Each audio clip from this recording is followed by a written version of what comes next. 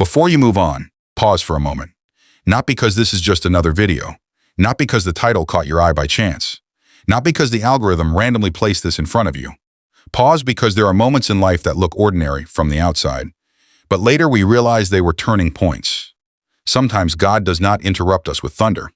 Sometimes he does not shake the room or write the answer across the sky. Sometimes he simply places one sentence, one conversation, one unexpected message in front of us and says, pay attention, this is for you. And maybe that is what this moment is. Maybe you have been carrying something quietly. Maybe you have been waking up tired before the day even begins. Maybe you have been smiling at people while secretly wondering how much longer you can keep pretending everything is fine. Maybe nobody around you knows the full story. They see you showing up. They see you answering messages. They see you handling responsibilities. They see you helping others, encouraging others, making sure everyone else is okay.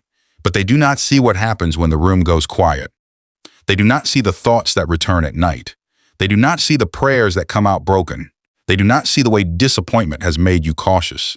They do not see how many times you have told yourself, I'm fine, when your heart was saying, I am exhausted. But God sees. And today, the message is simple, but it may reach deeper than you expect. You are not forgotten, not in the waiting.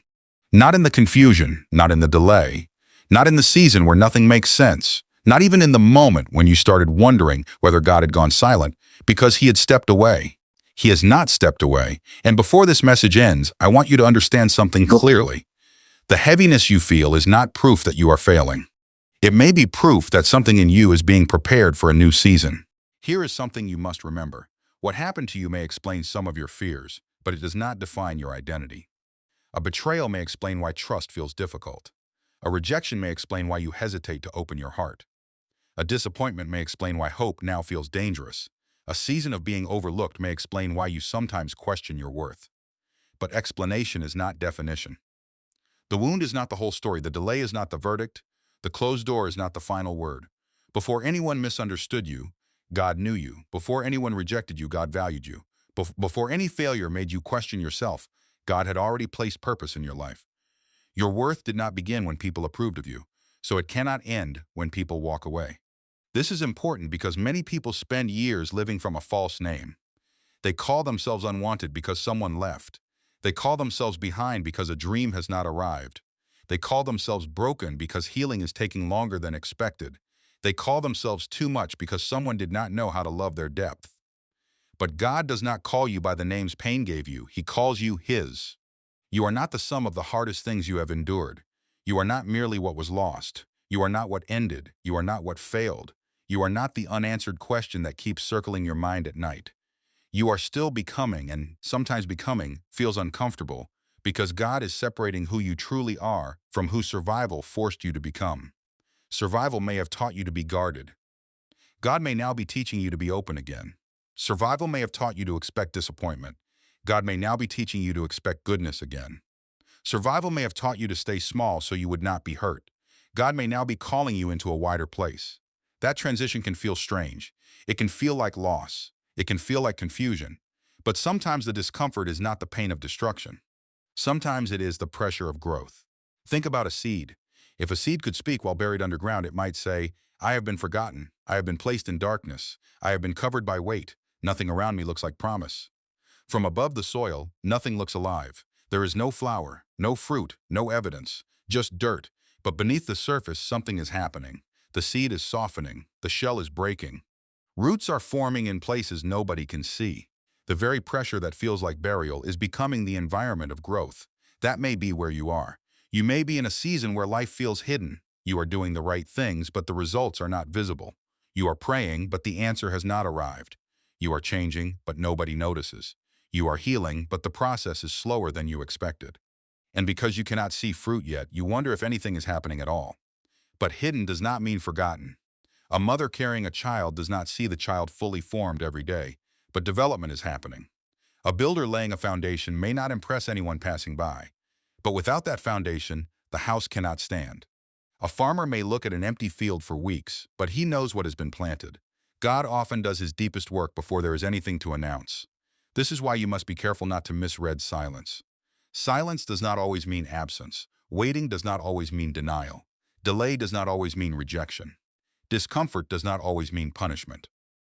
Sometimes silence means God is working in areas too deep for immediate explanation. Imagine someone named Maria. For years, she prayed for clarity about her purpose. She worked a job that paid the bills but drained her spirit. Every morning, she felt a quiet ache, as if her life had become too small for what was inside her. At first, she thought something was wrong with her. She blamed herself for being restless. She told herself to be grateful and stop questioning, but over time that restlessness became direction. She began volunteering on weekends, helping young women who had gone through difficult family situations. She realized that the pain she had survived was not meaningless. It had given her compassion, language, and patience for people who felt unseen. Eventually, she did not just change jobs. She changed the way she understood her story. The season that felt like frustration was actually preparation. Or think of David, who spent years caring for his sick father. While his friends advanced in careers, moved cities, and built families, he felt stuck. He wondered if his life was passing him by, but in those years, something formed in him: steadiness, humility, tenderness, and wisdom. Later, when he became a counselor, people trusted him, not because he had perfect answers, but because he had lived through quiet sacrifice. What looked like delay had produced depth. This is how God works. He wastes nothing. Not the waiting, not the tears, not the closed doors, not even the seasons you would never choose again. There is another part of this message that may be difficult, but necessary. Some of the walls you built were understandable. You became careful because people were careless with you. You stopped expecting too much because disappointment hurt too deeply. You learned to hold good things at a distance because you feared losing them. You learned to say, "It's fine," even when it was not, because explaining your pain had not always led to comfort. God understands why you became guarded. He was there when the wound happened. He saw the moment your heart decided, "I cannot let that happen again." He saw the disappointment that taught you to lower your expectations. He saw the silence that taught you to stop asking. But here is the truth. A shield can protect you in battle, but you were never meant to live your entire life behind it. What protected you in one season can imprison you in the next. If you keep every good thing at arm's length, you may avoid some pain, but you will also keep joy from reaching you fully. If you expect every blessing to disappear, you may think you are being wise, but you may actually be rehearsing fear. If you refuse to hope, you may avoid disappointment, but you also close yourself to possibility. God is not asking you to be careless with your heart. He is asking you to let Him teach you the difference between wisdom and fear. Wisdom says, move with discernment. Fear says, do not move at all. Wisdom says, trust God step by step. Fear says, never trust anything again. Wisdom says, this time watch the fruit. Fear says, nothing good lasts. And today, God may be inviting you to release the kind of protection that has outlived its purpose. You do not have to open every door. You do not have to trust every person. You do not have to rush into anything, but you do have to ask, Lord, have I mistaken fear for safety? Because the next chapter may require a heart that is present, not hidden. One of the greatest lies people believe in hard seasons is this: maybe God changed His mind about me. Maybe I missed my chance. Maybe I disappointed Him too many times. Maybe the delay means I am no longer chosen. Maybe the silence means He has moved on. But God is not like people. People may love inconsistently. People may misunderstand. People may withdraw when things become complicated. People may make promises they later forget. But God does not revise your worth because of your weakness. He does not abandon what He created because the process becomes messy. He does not look at your tears and call them excessive. He does not look at your questions and call them faithless. There are moments when asking questions is not the opposite of faith. Sometimes asking questions is proof that you are still bringing your confusion to God instead of walking away. Faith is not always loud confidence. Sometimes faith is whispering, I still believe, while wiping tears from your face. Sometimes faith is showing up again after disappointment. Sometimes faith is choosing not to let bitterness become your permanent address. Sometimes faith is saying, God, I do not understand this season, but I trust that you are still here. And God sees that. He sees faithfulness in forms you may not recognize. He sees the strength it took not to give up. He sees the courage it took to hope again. He sees the love it took to remain tender in a world that gave you reasons to become hard. You may feel weak, but heaven may call that endurance.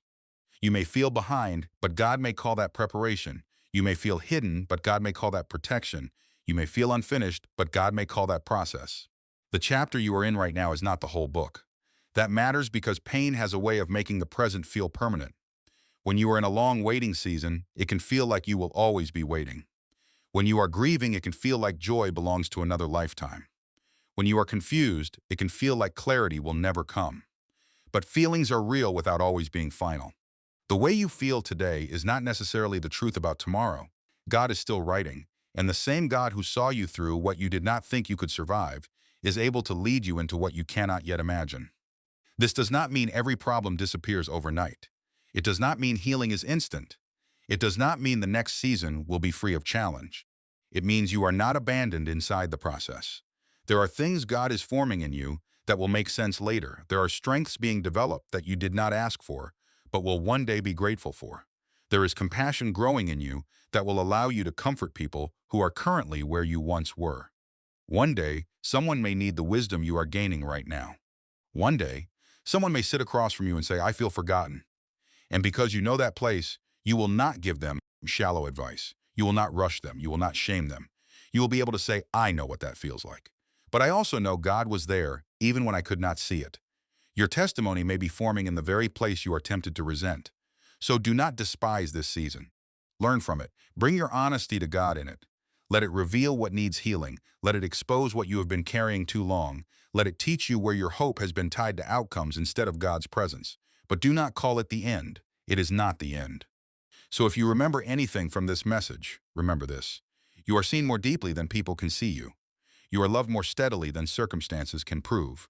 You are held more securely than your emotions may feel, and you are not forgotten. The heaviness you have carried is not invisible to God. The silence you have endured is not empty. The waiting has not erased your purpose. The pain has not rewritten your name. You may be in the soil, but growth is happening. You may be in transition, but God is guiding. You may be tired, but you are not abandoned. You may be guarded, but healing is calling you forward. Do not let what hurt you become the author of your future. Let God restore the parts of you that survival forced into hiding. Let Him teach you how to hope again slowly and wisely. Let Him remind you that your worth was settled before anyone had an opinion about you. And when the coming days get loud, return to this truth. God has not changed His mind about you, not in the delay, not in the disappointment, not in the night, not in the silence, not now. You are not forgotten, and the story God is writing in your life is still moving toward completion.